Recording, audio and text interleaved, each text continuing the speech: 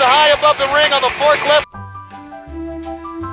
Merry Cringemas sports fan and happy holidays to all who celebrate. The holidays are a time to get together with your family and celebrate how much you love one another. But the holidays are also sometimes about defending your mother's honor against a pro wrestler who one time abducted her.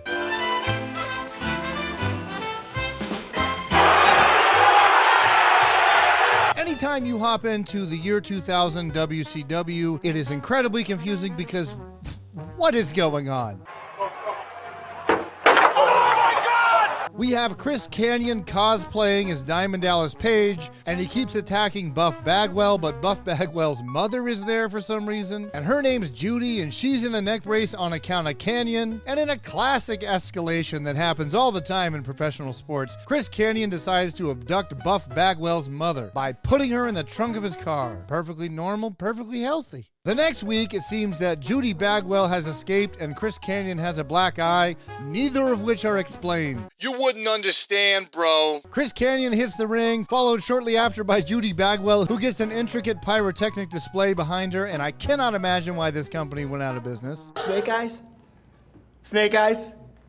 Oh, no! Chris Kanyon mentions that in the past, he has hit Judy Bagwell with his finisher two times, but tonight, he's going to do it a third time, but this time, it's for real. Riveting. No!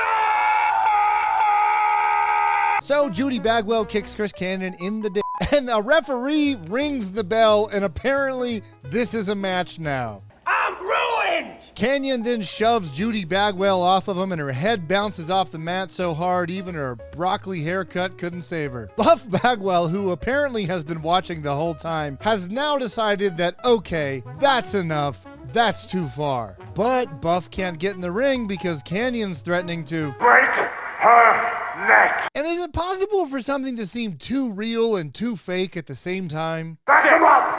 I'm gonna break it. Kanyon says he will only let Buff Bagwell's mother out of this headlock if Buff Bagwell agrees to a match with him where, if Kanyon wins, Kanyon gets Buff Bagwell's mom. Actually, come to think of it, I've never heard of pro wrestling. Pro wrestling?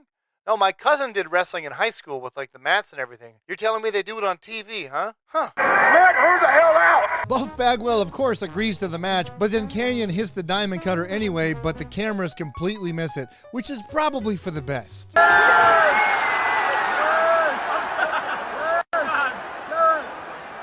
The next week, we have a mixed intergender tag match for absolutely no reason, which I am only bringing up because I want to show you when Chris Kanyon punches Judy Bagwell in the neck so hard that she falls down in slow motion. Oh, he went for the neck and he nails Judy Bagwell. Oh, we're going to have a big old fight about this one. We have Buff Bagwell versus Kanyon at the pay-per-view, but as we all know, Judy Bagwell is such a formidable force, she cannot be trusted to not interfere and sway the victory of this one. So we have to get rid of her somehow. What's the easiest solution? Put her on top of a forklift, of course. Pro wrestling on television. It's not ringing a bell. No one seems to know the rules of this match, at least they're never expressed to anyone watching on television who actually paid money to see this. But it appears that the only way to win is to get over to the forklift and lower Judy Bagwell, who is zip-tied to the top. That's right. The only way to win is for someone to lower Buff Bagwell's mom from the top of a forklift. Is it spelled the same way?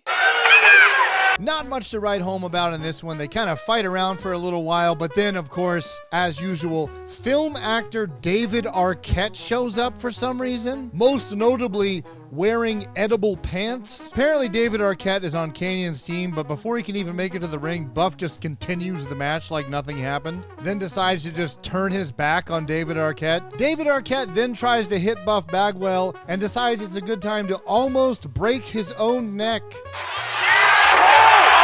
Buff Bagwell gives both gentlemen a double blockbuster and then pins Kanyon and wins. So, why did we have the forklift? But I think a better point is, what's the point of anything? I'm